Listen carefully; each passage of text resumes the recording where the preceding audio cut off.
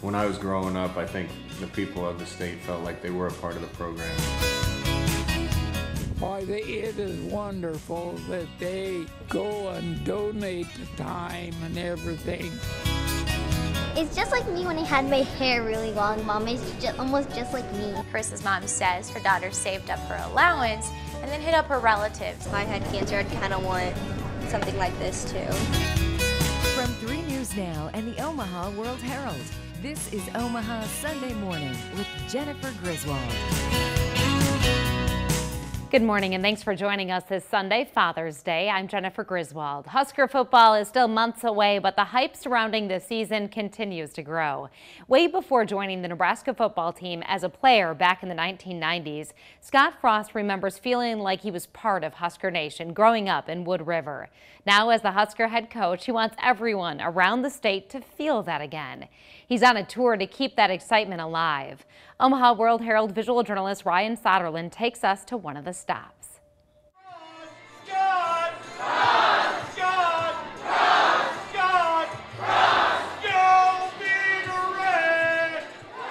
I want every person in the state of Nebraska to feel like they're a part of it. And when I was growing up, I think the people of the state felt like they were a part of the program. And the more we can get out and see people, the more we can have open doors down in Lincoln and have those people come see us. The farther we're going to get down the road of having everybody feel like it's their program. Like Bill said, this is one of the few places in the country where everybody in the entire population of this state pulls for one team. And we want everybody to have a unity and feel like they're a part of it. I feel like I'm back in the bunkhouse. What I love about Nebraska is once you cross the border, it's all red, and we're the show. And our fans are just as great in Scotts Bluff or Grand Island or Valentine or North Platte as they are in Lincoln or Omaha.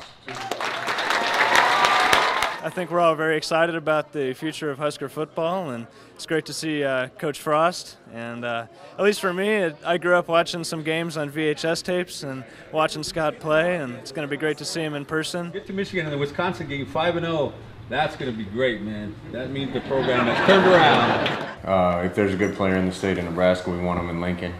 We're going to grow the roster as far as we're allowed to, and we can grow the roster. And we want the kids that are playing football in this state that are doing well to know they have a home down there. And there's been a lot of great players at Nebraska that have been walk-ons, and we want to try to continue that tradition. A lot of times you talk to people from Omaha, Lincoln, they kind of forget what's back here in western Nebraska. The fact that him and the administration took the time to come out this way and visit is exciting. Kind of a process. I don't think it's going to happen overnight. The excitement level of the fans that I've run into has been off the charts, and our coaching staff as a whole is just really thrilled with the type of reception we've gotten and the enthusiasm from the fans and support we're going to get. So we're excited to see where we can take the program, and we know we have Husker Nation behind us. Maybe it'd be nice to win one more game. Maybe Iowa?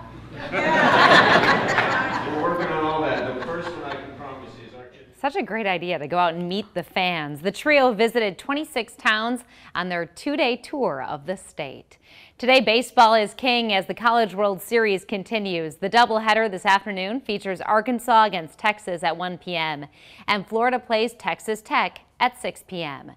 Thousands of fans will pack the stands today for those games, and at some point they're bound to get a little hungry. I mean, what's a ball game without a hot dog or some nachos? But for the College World Series, you can't have just any old food. Omaha World-Herald visual journalists Megan McGill and Chris Peters give us a taste of what's on the menu this year.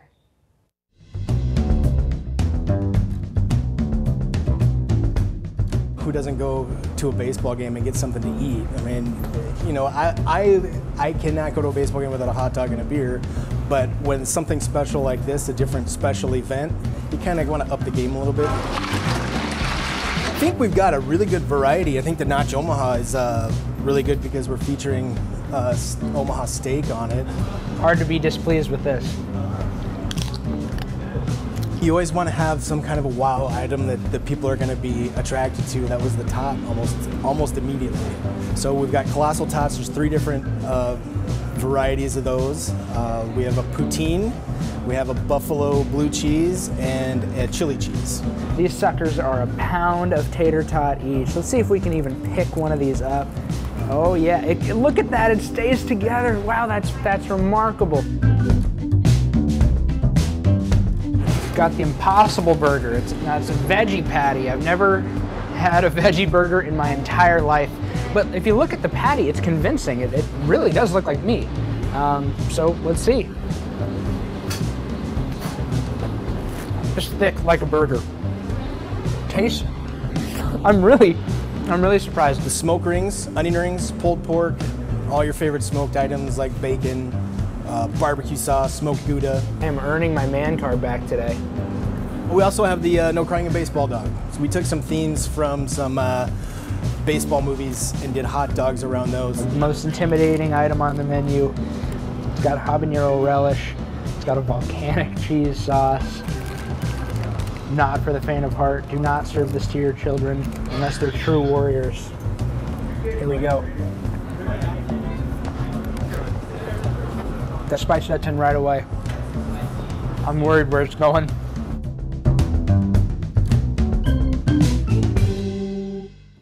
Oh, that massive cheesy tot looks delicious. While the college players hit the field, some Hall of Fame coaches made time for area kids. The Omaha Police PACE program, along with the College World Series and the American Baseball Coaches Association, held a clinic for 150 kids.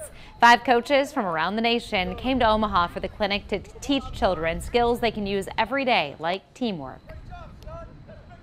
It provides structure for them. Lots of different opportunities and clinics for the kids to partake in. There were various stations at the Christie Heights Community Center in South Omaha for the kids to work on throwing, catching, hitting, and fielding. There are tons of things to do outside in summer, but sometimes families may get in a rut and struggle to find activities to get children away from their digital devices. When Omaha Sunday Morning continues, how the Game and Parks Commission is getting kids in the great outdoors by teaching children and parents how to fish. And as we had to break some of the amazing dads in our lives here at Scripps Omaha.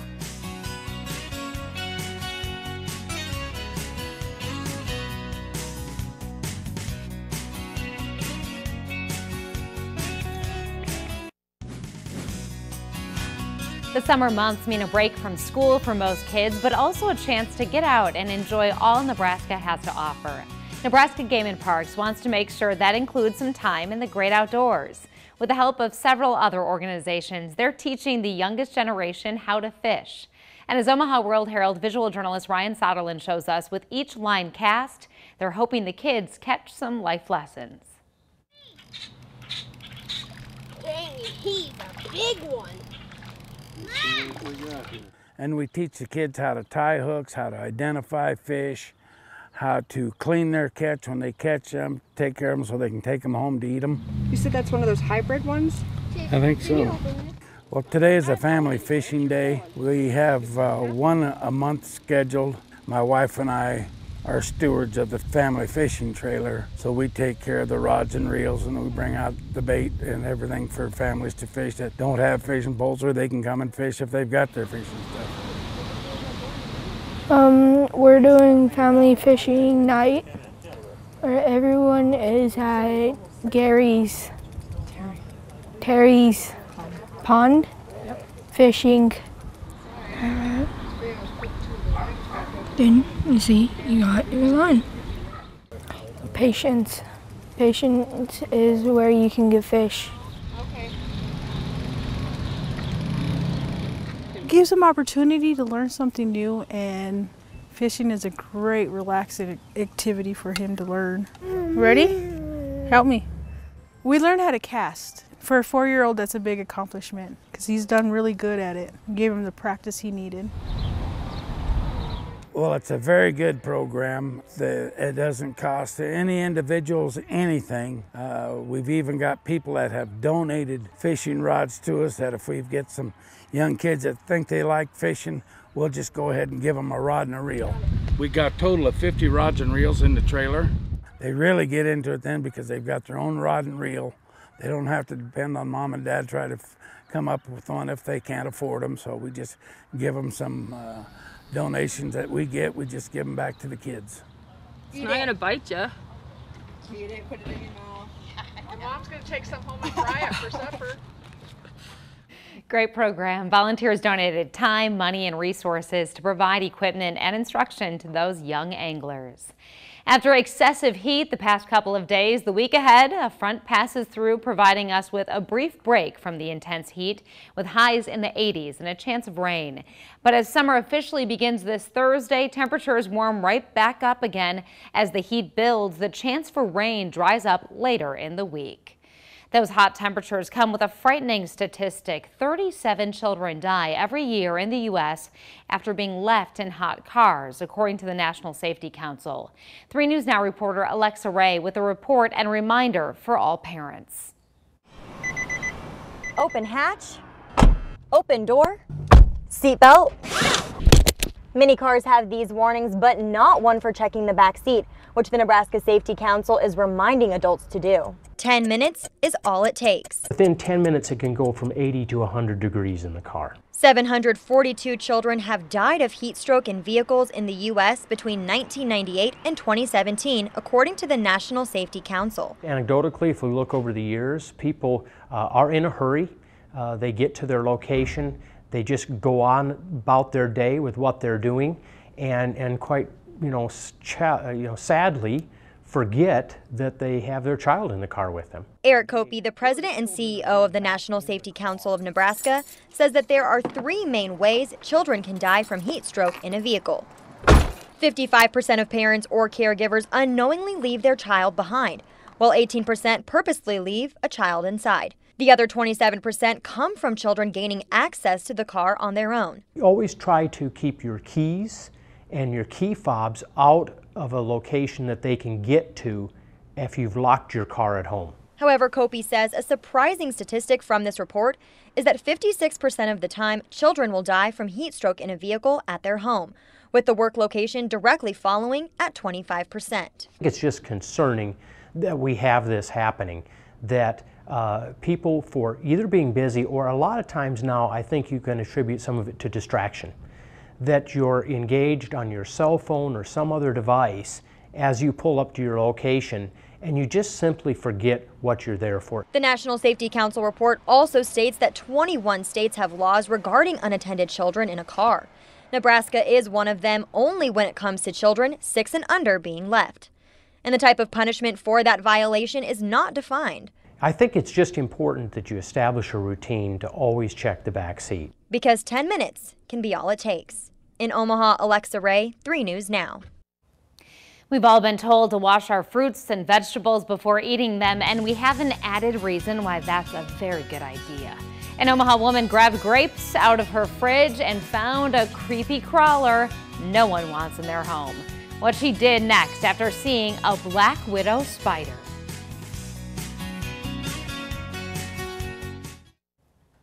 A Twitter post caught our eye and had many of you stirred up on social media. Fontenelle Forrest tweeted that an Omaha woman got more than she bargained for in a bunch of grapes she bought at a local grocery store.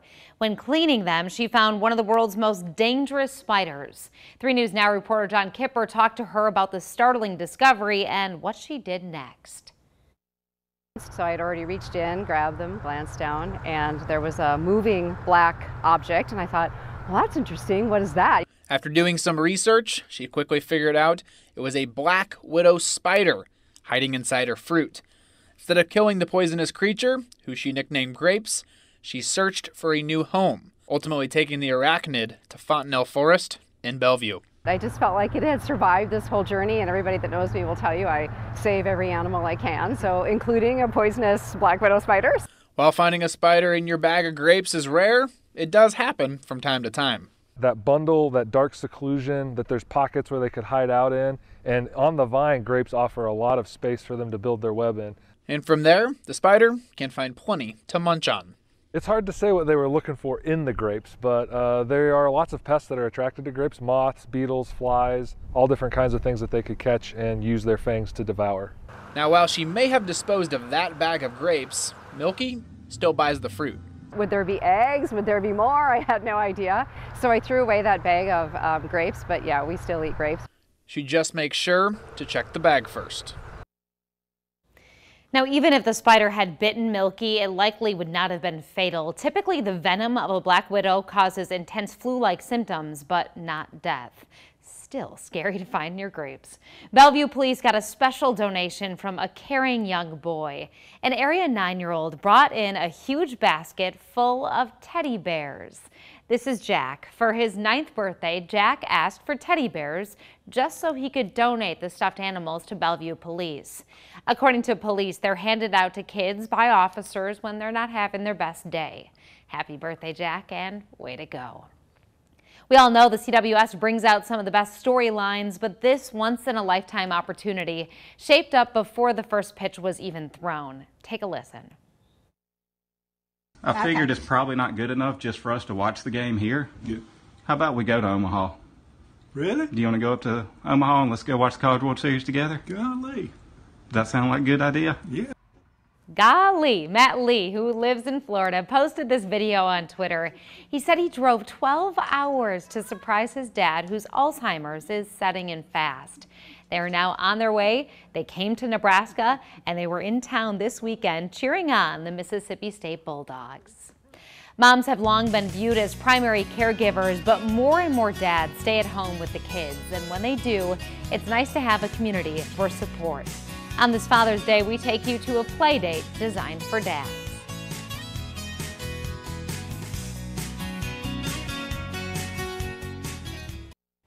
Players and coaches are focused on the games with the CWS tournament now underway. But before all the competition, they got a little time to enjoy what Omaha has to offer, including a tasty tradition called last year's champion barbecue.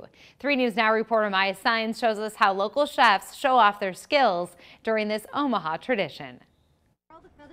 First class prime yard bird right here. We entered the Nebraska State Barbecue Competition. And we were last year's champions. For the last 24 years. Which means that's our team's name. We're last year's champions every year. Get these all the way back there. This group of local barbecue enthusiasts has been grilling for the Final 8 teams before the opening ceremony for the past 18 years. We have doctors and physical therapists and attorneys and law enforcement. We have athletic trainers. We have architects, just a whole group of people. And we only get together once a year. And that's this time. A meal that started cooking since the day before. The brisket and the pork shoulder are very large cuts of meat and they take longer. And we're smoking at about 200 degrees and they'll probably be in there for right around 12 hours. Pork, brisket, chicken, and ribs, it's all you can eat at this barbecue. Oh, we cook way more than they can ever eat.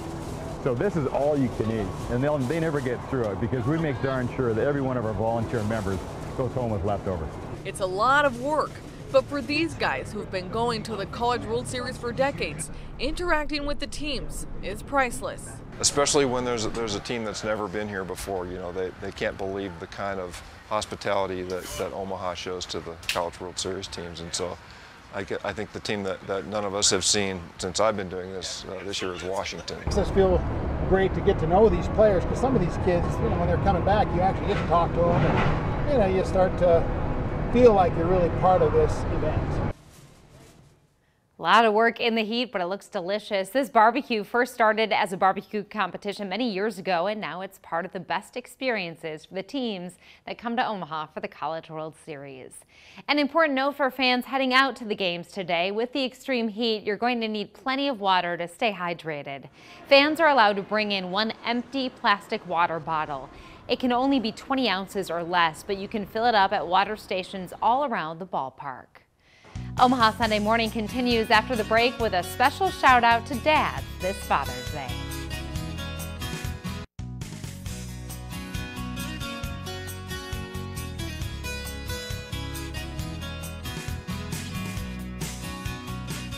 We know dads do amazing things, but everyone needs a little support when it comes to raising our children, even stay-at-home dads. A group here is giving them that support. The Omaha men get together every week to have play dates with their kids. It's changing the perception of the role as fathers. 3 News Now reporter Andrea Braswell explains. These Omaha dads are proof that fathers can be just as nurturing and attentive as mothers. Dads can be just as loving and caring and helpful. Omaha Dads is a group of about 80 stay-at-home fathers who meet up weekly for play dates with their children. It can be stressful, and getting together with other dads is really a good way to de-stress. They can help me solve this problem that I didn't know how to handle before. CJ Trader is the founder. He says he started the group as a support system for other stay-at-home dads. And us guys tend to be loners sometimes. You don't know you need it till you get there and you meet all the guys and you're like, oh, good, I don't have it as bad. Wind, let me see your wind and the rain. This play date was story time at UNO. Coming together like this helps take some of the load off. Having the freedom of being able to not watch my kids as close as I would have to if I was by myself. You don't have to round all your kids up to be able to use the restroom or to change a diaper. A fun, sometimes tough and rewarding job, but also a brotherhood. CJ and I went to birthing class together, and then later on we had our firstborn on the same day. And these Omaha dads come from all different backgrounds. Some are single dads, grandpas, and even firemen. Dispatchers, there's night workers, there's day workers. Proving that women are not the only ones who are good at play dates and bonding. People that are able to stay home, whether it be a mother or father, is actually something that's a privilege. Love that idea. Moms, dads, we all need support. Well, they are the reason we are able to enjoy time with our family and get outside to explore our country. But as they age, veterans from the greatest generation may not always get the attention they deserve. From Omaha Beach 74 years ago to a boat in Nebraska, the program offering them fun and peace on the water. Next on Omaha Sunday Morning. Actor Paul Rudd, Ralphie's soundtrack for childhood. And we're off to the circus. Happy Father's Day from Sunday Morning. They are part of the greatest generation, men who in their teens and 20s stormed the beach of Normandy, bravely running toward danger. Almost 74 years to the day of their Normandy landing, a handful of veterans were back on the water for a different purpose. Omaha World-Herald visual journalist Julia Nagy takes us on an honor float and a fishing trip commemorating D-Day. Let's see what you got. Wow. He's a fighter. He's a fighter, yes he is. It's such a phenomenal group. It's living history. They have a story to tell. They've done this in their lives, and they are teaching us more than we are teaching them. It's just an honor. Everybody remembers your first fish. We try to make sure nobody's going to forget their last fish, and we get them out and let's get out and have some fun. These guys in the yellow shirts, why, it is wonderful that they go and donate the time and everything to give us this opportunity, because we don't have it, you know. Quite a little of it is because where we live in this big retirement home. They make the arrangements with these people to come and take us and do things. So it means a lot to me, and because of the other people also. What we've learned the last year is these men and women of the military through the generations have gone through so much to make it so we can do what we've done, to enjoy the country and enjoy the lakes and the waters. And most of them have done this in their lives. They know boating, they know fishing, they know. It's just a cool program to get the seniors and veterans out. Reuter, an avid fisherman, founded Live Well, Go Fish in 2016 with his wife, Catherine. He's taken about 1,300 people out so far, mainly to Lake Wanahoo State Recreation Area near Wahoo, and most are from the Omaha and Lincoln areas. Specialists from Fontenelle Forest Raptor Recovery banded 3 young falcons from the nest on the 20th floor of the Woodman Tower. Falcons have been nesting on the Woodman Tower for 30 years. Banding them is an important step in order to better identify the creatures and make sure they're healthy. They sprayed their wings for bugs and checked the gender of the young birds by their foot size. All 3 are believed to be females. The metal band will track the birds' movement. When we band them, that allows us to track their movements if they survive and end up appearing somewhere else and establish their own nesting site. Over the next week, the falcons are expected to start moving around the nest and the side of the Woodman Tower before leaving the nest in about 3 weeks. You can watch them on the Woodman Falcon camera. We have a link to that on our website. We've shared a few stories about 11-year-old Daisy over the past couple of years. For her 11th birthday, the girl fighting cancer celebrated with a surprise of hundreds of paper daisies at Nebraska Medicine. She has brought so much hope to others. Recently, an Iowa girl saved her allowance and raised money to get Daisy a special gift. Reporter Lindsay Thies has the story. This is Carissa. Carissa, this is Daisy. Go ahead. 11-year-olds Carissa Mickelson of Iowa Nice to meet you. and Daisy Aguiano Miranda of Nebraska have never met before today, but add a doll. If I can get it out. And they're instant friends. It's beautiful. It's just like me when I had my hair really long, Mom. It's almost just like me. Roughly 1 in 285 kids in the U.S. will be diagnosed with cancer before their 20th birthday. Daisy is one of them. She's had a rare bone cancer since age 8. Giving up is bad. You hear me? Giving up is bad. Daisy's fought hard. Radiation, chemo, surgery, and optimism. Yeah, I gotta be strong. I'm strong. I mean, I have muscles, but I'm strong with my heart. I'm strong. Thanks for being my hero. She beat cancer once. It came back just before her 11th birthday. The worst nightmare was that my cancer returned. I burst into tears again. But on this day, no tears. I made these little dresses for your doll. They're adorable and pretty. And then I made this little bow for your doll, and then don't know what you want to do with that one. I know exactly what to do with this one. Put it on my head. Just smiles and hugs. I'm glad you like it.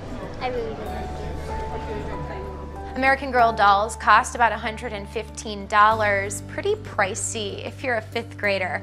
Carissa's mom says her daughter saved up her allowance and then hit up her relatives to cover the rest of the fundraising. Because what I thought is, like, if I had cancer, I'd kind of want something like this too. So now I can braid hair, like long hair. Yeah. Instead of braiding my short hair. It does look like almost like it does. When I go to college, I'm gonna have this doll be my sidekick. Across the country, another 5th grader is thinking about the future too. Last week, cancer survivor Sadie Keller stood by President Donald Trump as he signed the STAR Act, providing millions to childhood cancer research. You could say it's been a big week for 11-year-old girls, even bigger for all the kids fighting cancer. I've had the honor and pleasure of meeting Daisy, and she is so strong and so inspiring. She always has a smile on her face. Finding out you have Alzheimer's can be confusing, even frightening, but experts say there are tremendous benefits to knowing if you or a loved one has the disease. The added resources available when a person receives an early diagnosis.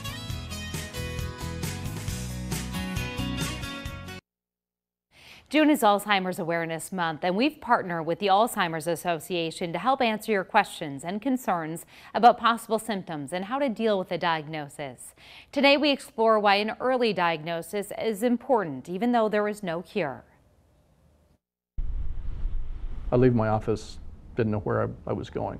I couldn't remember what I was trying to do. Mike Eubanks was only 58 years old when he learned he has Alzheimer's disease. I think we almost expected it. Most commonly, people notice a change in memory, and they'll notice some themselves, but their loved ones will also notice that people are very forgetful, they repeat things, they misplace things. Dr. Daniel Merman is a professor of neurological sciences at UNMC.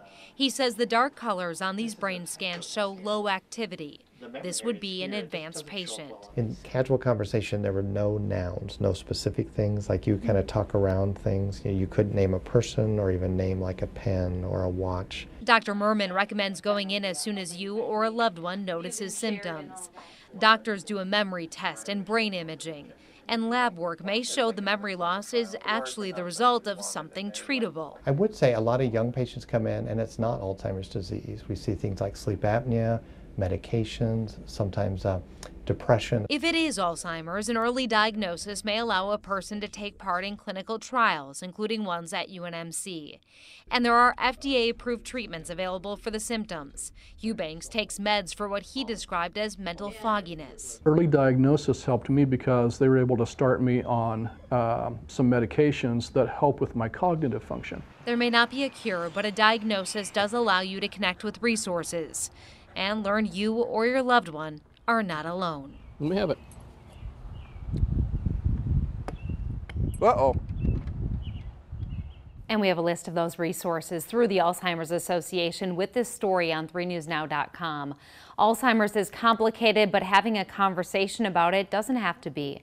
Next week, we'll explore how to talk to a loved one about the disease and common concerns families have. The game of golf is a mental challenge for anyone who picks up a club, but one group of kids is taking a swing at it. They aren't your average golfers, and that's what makes them so remarkable. Their story when Omaha Sunday Morning continues.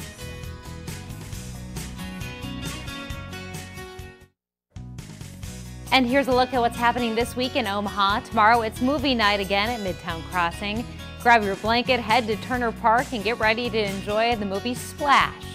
On Wednesday, Lauritsen Gardens has a one-of-a-kind birdhouse exhibit in honor of the 4th of July. It's called Patriotic Perches. Thursday marks the summer solstice. It's the longest day of the year and the official start to summer. And starting Friday, you can take a trip back in time with a trip to the Homestead National Monument. From building furniture to sewing to tanning hides, you can try it all out during Homestead Days. For more information on these events and many more this week, take a look at the community calendar on omaha.com.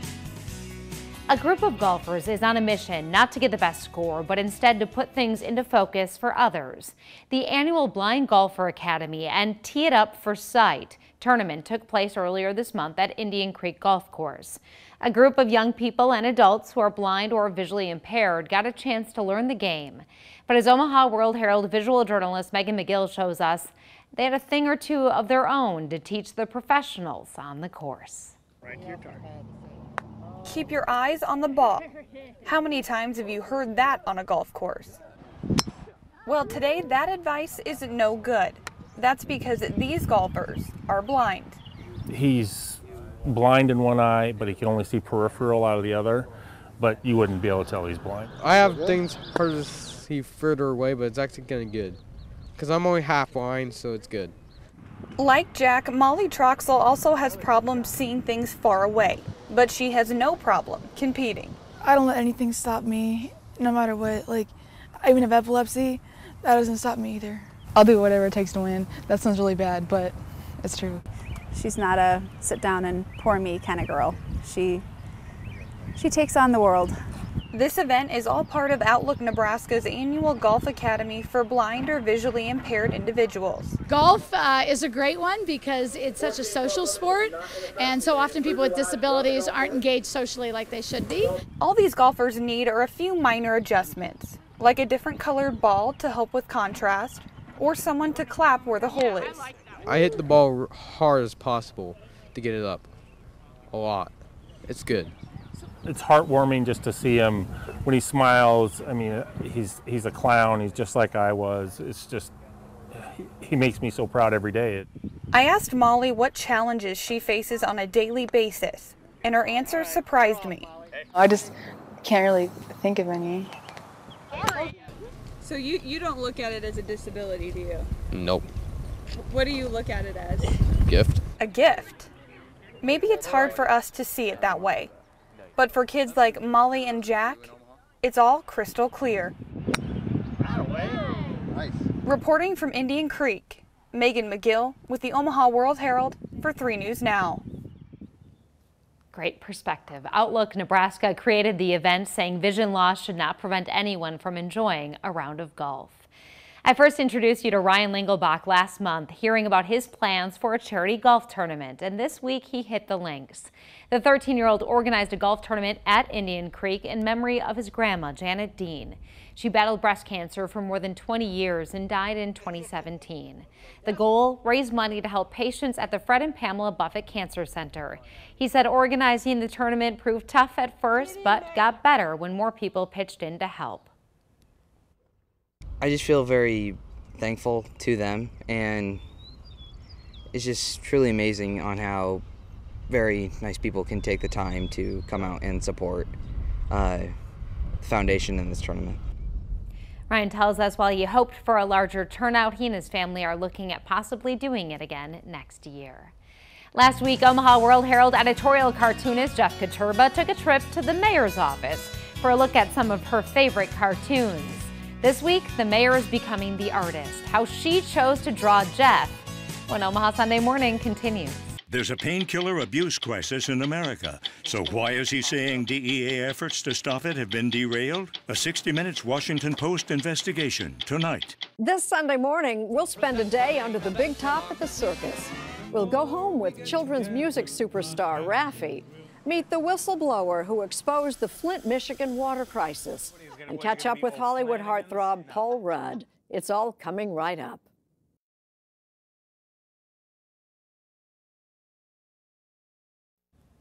Last week, editorial cartoonist Jeff Katurba met up with Mayor Jean Stothert as she critiqued his work.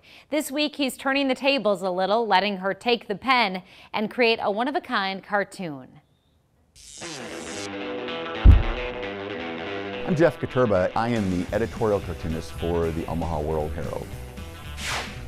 Last time I was telling you how I draw about issues all over the planet, but that I especially love drawing local politicians, like the mayor. Recently I had a chance to meet with Omaha's first female mayor, Jean Stothert.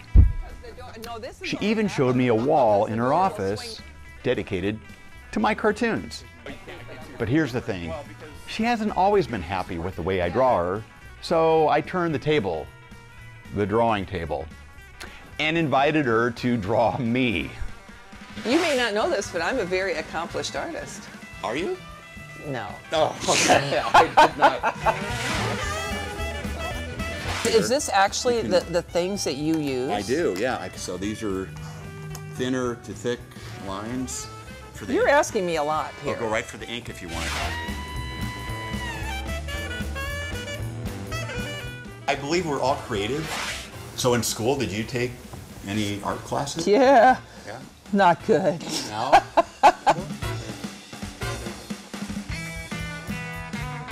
Well, I am not creative at all. I love science. I love biology. I loved anatomy and physiology. How would you say that your interest in the sciences has impacted your time as mayor? I'm a nurse. The things that I learned as an ICU nurse helped me with this job today, because you learn to make critical decisions. You learn to make sure you got all of the information before you make a decision, and you got to do it quickly. This is horrible. I'm terrible. I'm a terrible drawer. Great. We'll draw some glasses. Yeah. Am I going to see this in the World-Herald? Well, it might end up on our video. This is awful. Well, I have Jeff with his suit on, and he has the World-Herald in his hand and a pen in the other, since he's an artist. And he is on his way to the World-Herald in the morning here, but he's heading towards the bike lane on the road here to get to the World-Herald. That's it. That's lovely. Okay, that's my limit right there. Awesome. Awesome. I may not always agree with her, but I have to say the mayor was a good sport. You know, agreeing to sit down with pen and paper. But at the end of the day, I'm glad she decided to get into politics and not cartooning. And it's also probably for the best that I stick to my job. Definitely a good sport, though. Well, that's all for this week. Thanks for watching Omaha Sunday Morning. and we'll see you back here next week. Happy Father's Day.